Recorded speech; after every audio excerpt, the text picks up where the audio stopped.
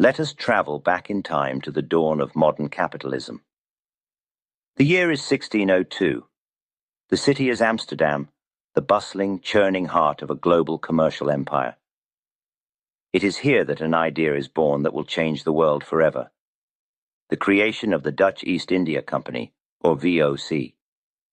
This was not just another trading venture. It was a financial big bang. For the first time in history, a company's ownership was divided into freely tradable shares, giving birth to the world's first public stock and the first modern stock exchange. The excitement was electric. The VOC was more than a business. It was a national project, a symbol of Dutch ambition and a claim on the untold near-mythical riches of the East Indies.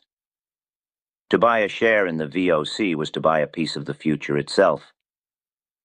In its early years, the market for its shares knew only one direction: up. The very concept of betting against the success of this monumental enterprise seemed not just foolish, but almost treasonous. The world, in a financial sense, was populated only by bulls. But in this new financial Eden, a serpent was lurking. And in a twist of profound historical irony, the serpent was not an outsider, but one of the garden's own architects. His name was Isaac Le Maire. He was a wealthy merchant, a brilliant strategist, and one of the largest and most influential founding shareholders of the VOC. And he would become the company's most formidable and dangerous enemy, the first man in history to systematically and ruthlessly work to profit from a company's decline. In a world that only understood buying and holding, Le Maire conceived of a radical, almost heretical idea, that a fortune could be made not from a company's success, but from its potential failure. He invented the other side of the market. He invented the bear. This is the story of that invention. It is not just the story of a man, but the origin story of short selling, of the bear raid, of shareholder activism, and of the eternal conflict between corporate power and the speculative forces that seek to hold it accountable. We will ask the key question: how and why did the very idea of short selling arise? And what were the fundamental rules of this dark and powerful art as laid down by its very first master over 400 years ago? Before we continue, please subscribe and leave a quick comment, even one word. This small action helps the algorithm show this video to more people and tells me these deep dives are worth making. To understand how Isaac Le Maire became the original bear, we must first understand the revolutionary nature of the beast he helped create: the Dutch East India Company. The VOC was a machine for global commerce on a scale the world had never seen. It was revolutionary for three key reasons. First, it was a joint stock company, meaning its capital was permanent. Unlike previous trading ventures where ships were funded for a single voyage and then the partnership was dissolved, the VOC was a continuous entity, allowing for long-term planning and investment. Second, it offered limited liability. An investor was only liable for the amount they had invested in shares, protecting their personal wealth from the company's potential failure. This innovation encouraged a huge wave of public investment. And third, it was a state-sanctioned monopoly.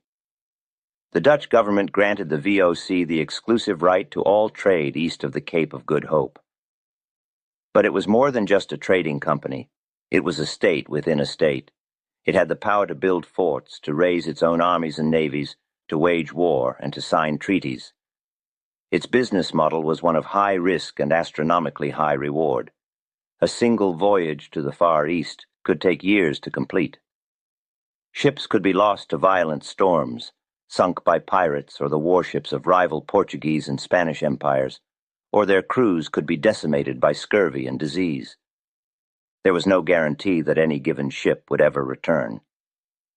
But if it did, its hold filled with spices like pepper, cloves, and nutmeg, commodities that in 17th century Europe were worth more than their weight in gold, the profits could be immense, sometimes exceeding 400 or 500%. The VOC's stock price, therefore, was a constant, volatile mixture of immense potential and existential risk. At the company's founding in 1602, Isaac Le Maire was one of its most enthusiastic and significant proponents. A wealthy and successful merchant from the southern Netherlands, he was the single largest subscriber to the VOC's initial stock offering, making him one of its most powerful founding shareholders. He was a true believer in the company's potential. But his position as a powerful insider soon brought him into direct conflict with the company's central governing body, the board of 17 directors known as the Heren 17th. Le Maire was a fierce advocate for shareholder rights and transparency. He accused the directors of poor management, of engaging in self-serving private trades, and of using opaque accounting to hide the true state of the company's affairs from its owners, the shareholders. The conflict was bitter and personal. By 1605, Le Maire was forced out, expelled from the board and ostracized by the very company he had helped to build. This act of corporate exile was the inciting incident for the birth of short selling. Le Maire was now on the outside, but he carried with him two powerful weapons: a burning desire for revenge against the men who had wronged him, and more importantly, a deep, intimate, and unparalleled insider's knowledge of the VOC's operational realities and vulnerabilities. And it was from this unique position that he began to formulate the great bearish thesis that would lead to his historic attack. His actions in this period can be distilled into the first 4 golden rules of short selling. Rule number 1: know your enemy intimately. Le Maire's bearishness was not based on a hunch or a simple chart pattern. It was based on a deep, factual, and information-based advantage. As a founder, he knew the true costs of building and outfitting the ships. He knew the real mortality rates of the sailors on the long voyages. He understood the immense logistical challenges and the long, unpredictable time horizon before any profits could be repatriated. He knew the difference between the company's optimistic public pronouncements and its far more sobering internal realities. His entire campaign was built on a foundation of superior information. Rule number 2: attack the fundamental story. The price of VOC stock was held aloft by a simple, powerful, and universally believed narrative. We have a monopoly on the untold riches of the East. It was a story of inevitable success. Le Maire knew that he could not win by simply arguing about the stock's price. He had to attack the story itself. His strategy was to introduce a powerful counter-narrative, one based not on dreams of riches, but on the cold, hard reality of risk. He began to systematically undermine the bullish consensus by reminding the public of the immense and often overlooked dangers inherent in the VOC's business model. Rule number 3: control the narrative. This was the practical application of the second rule. Le Maire launched what we would now recognize as a sophisticated public relations campaign. He and his associates began to spread information and rumors throughout the financial heart of Amsterdam, on the bridge that served as the stock exchange, in the coffee houses, and likely through published pamphlets. They did not need to invent lies. They simply had to tell the inconvenient truths. They highlighted the long delays for ships to return, spreading anxiety that overdue vessels may have been lost. They emphasized the ongoing and costly war with Spain and Portugal in the East Indies. They created a constant drumbeat of doubt, fear, and uncertainty, chipping away at the foundation of the market's bullish conviction. Rule number 4: hunt in a pack. Le Maire was a wealthy man, but he knew he could not move the market alone. To counter the immense buying power of the VOC and its supporters, he needed to create his own army. He began to secretly form a syndicate, a bear pool, composed of other disgruntled VOC shareholders and wealthy merchants who had been persuaded by his bearish arguments. By coordinating their actions, they could create a level of selling pressure that would be too powerful for the market to ignore. He was not just placing a personal bet. He was organizing a collective strategic assault. This was the invention of the organized bear raid, and the stage was now set for the first great battle between the bulls and the bears in the history of the world. Armed with an insider's knowledge, a powerful bearish thesis, and a syndicate of wealthy allies, Isaac Le Maire was ready to move from the realm of ideas to the battlefield of the market. His campaign against the Dutch East India Company in 1609 would become the prototype for every bear raid in the centuries to come. It was a masterclass in the strategic use of market instruments, information warfare, and psychological manipulation. To understand his attack, we must first understand the weapon he chose. The Amsterdam Stock Exchange of the early 17th century was a new and evolving institution. It had not yet moved into a grand building of its own. The trading itself took place on and around a single bridge, the Hendrik de Keyser Bridge, where merchants, speculators, and brokers would gather daily to transact business. The very nature of the VOC's enterprise, with its voyages lasting for years, created a unique demand for future-dated contracts. A merchant might want to lock in a price for spices that were on a ship that would not return for another year. This necessity led to the widespread use of à terme, or forward contracts. An à terme contract was simply an agreement to buy or sell an asset at an agreed-upon price, but with the actual delivery and settlement to take place at a specified future date. For most merchants, this was a tool for hedging and planning. But Isaac Le Maire, with his predatory genius, saw that this instrument could be transformed into a devastating offensive weapon. He realized he could use it to sell something he did not own. The mechanics of this early form of short selling were straightforward. Le Maire, convinced that the price of VOC stock was destined to fall, would approach a buyer and agree to sell them a block of shares at the current market price of, let us say, 200 guilders per share. The crucial part of the agreement was that it was à terme, stipulating that Le Maire would physically deliver the shares at a future date, perhaps 6 or 12 months later. Le Maire did not actually own these shares. He was making a promise. His bet was that within the contract's time frame, the negative realities of the VOC's business, amplified by his own efforts, would cause the stock's price to fall. He hoped to be able to buy the shares on the open market for, perhaps, 150 guilders just before the delivery date. He could then deliver those cheaply bought shares to the original buyer, fulfilling his contract and pocketing the 50 guilder difference as pure profit. It was a radical and powerful use of an existing financial tool, turning it from an instrument of commerce into an engine of speculation. With this weapon in hand, Le Maire and his bear pool launched their coordinated assault in 1609. The campaign was a brilliant two-pronged attack, combining direct financial pressure with a sophisticated campaign of psychological warfare. The first prong was the coordinated selling of à terme contracts. It wasn't just Le Maire selling, it was his entire syndicate, creating what appeared to be a massive and relentless wave of selling pressure on the future price of VOC stock. This large, visible selling created immediate fear and uncertainty. Investors on the bridge began to wonder, what did these powerful sellers know that they didn't? The second prong of the attack was designed to answer that very question. Le Maire's syndicate began to aggressively feed the rumor mill, executing the third rule, control the narrative, with masterful precision. They didn't need to invent pure fiction. They simply had to weaponize the truth. They spread stories highlighting every possible risk the company faced. A VOC fleet is sighted off the coast, but 2 ships are missing, presumed lost in a storm. A returning vessel's cargo of spices has been partially ruined by water damage. The war with the Portuguese in the Spice Islands is escalating, and the costs are soaring. This constant barrage of negative information spread through the coffee houses and whispered on the exchange bridge began to take its toll. The bullish euphoria that had surrounded the VOC began to crack.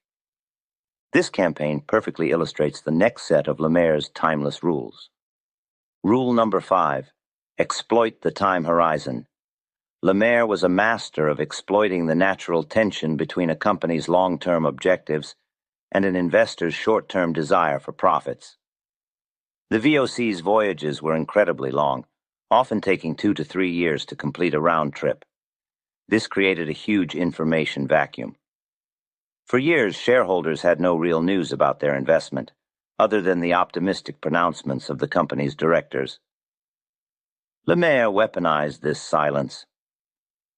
The long delay between a fleet's departure and its return was a fertile ground in which he could plant his seeds of doubt and fear.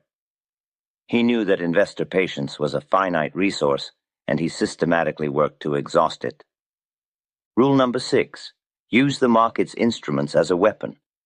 This is the essence of his strategy. He took the à-terme contract, a neutral tool of commerce, and transformed it into a weapon of attack. He demonstrated that the instruments of the market are not just for investing. They can be used for speculation, for pressure, and for financial warfare. He was one of the first to truly understand that financial innovation could be used for both creation and destruction. The combination of heavy selling and negative rumors created a vicious feedback loop. The selling pressure pushed the stock price down, which made the negative rumors seem more credible. This increased fear caused more of the general public to sell their shares, driving the price down even further. For the first time, the seemingly unstoppable VOC stock was in a clear downtrend, and Isaac Le Maire was profiting with every tick downwards.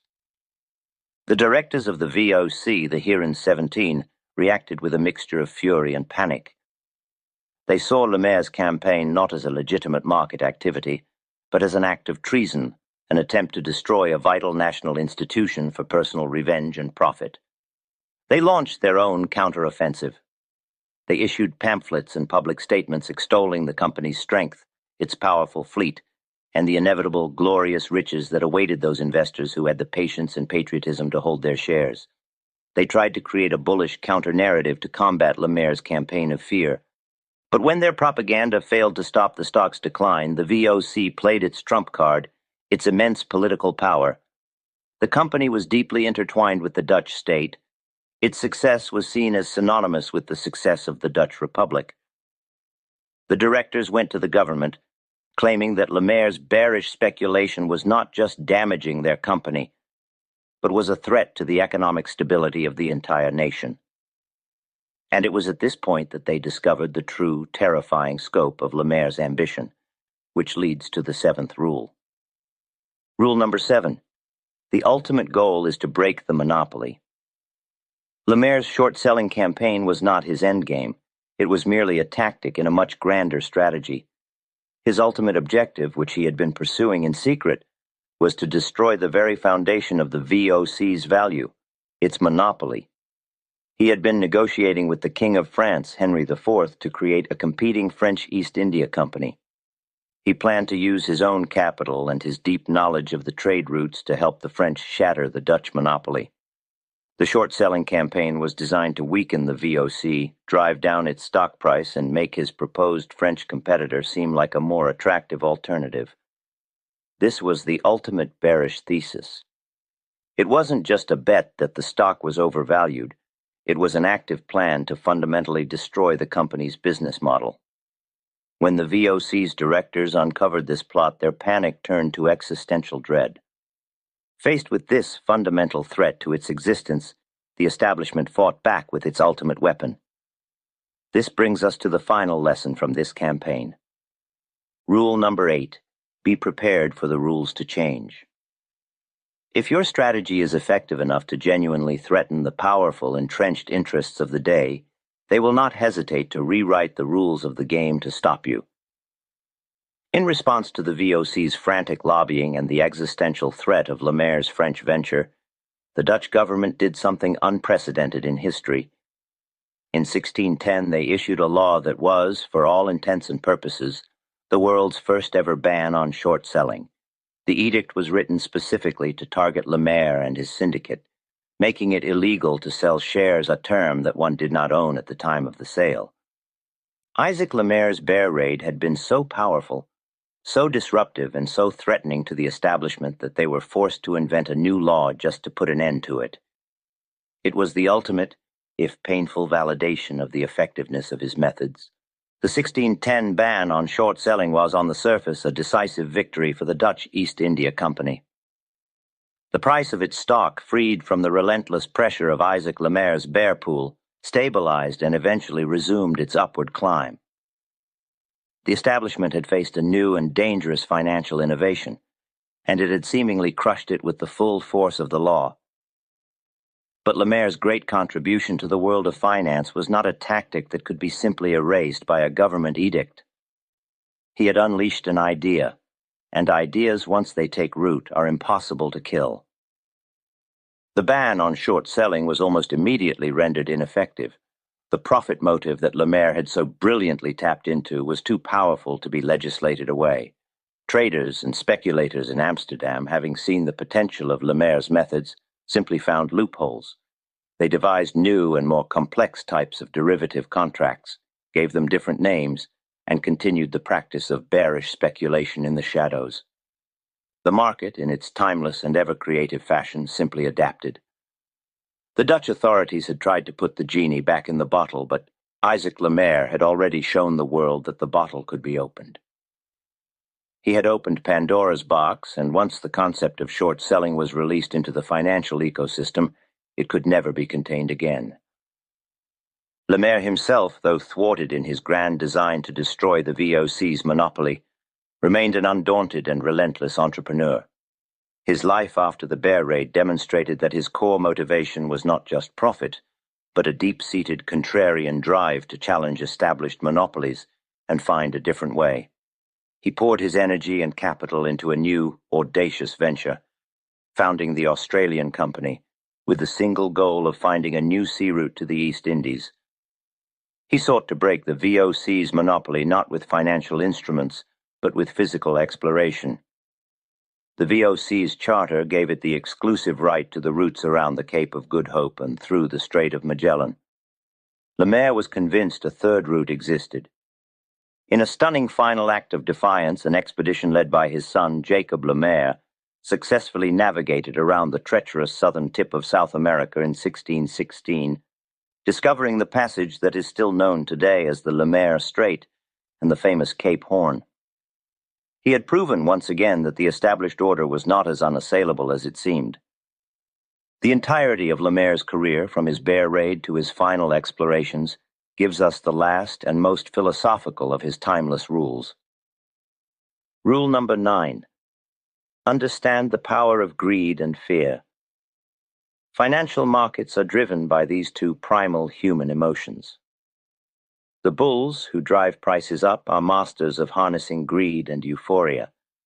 Their narrative is always one of boundless optimism and future riches. What Isaac Le Maire pioneered was the systematic weaponization of the opposite, and arguably more powerful, emotion, fear. He understood that while greed builds slowly, fear is a fast-acting and highly contagious poison.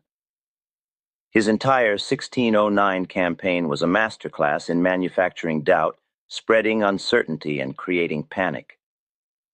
He was the first to prove that in the psychological battlefield of the market, a well-told story of risk can be just as potent as a well-told story of reward. This leads to the final inevitable truth about the path he chose. Rule number 10. The short seller is never loved.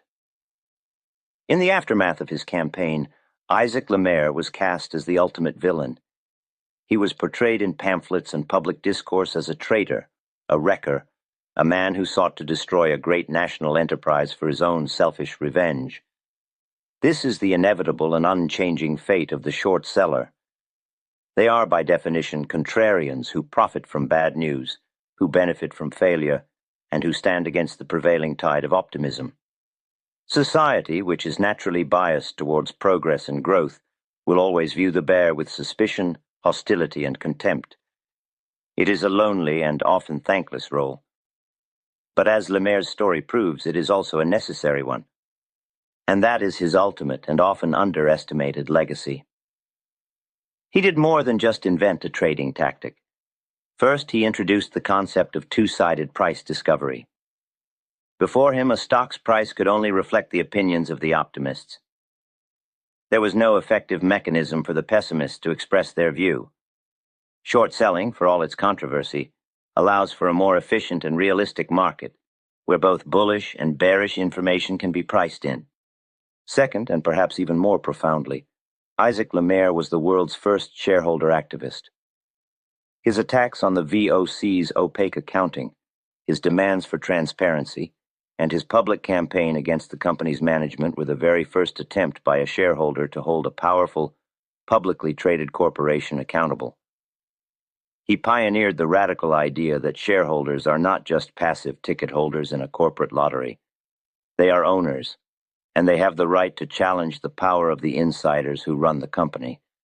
The story of Isaac Le Maire is the story of the birth of the other side of the market. In an era of unbridled optimism, he was the first great pessimist. In a world of one-way, bullish speculation, he proved that the market was, and always would be, a two-way street.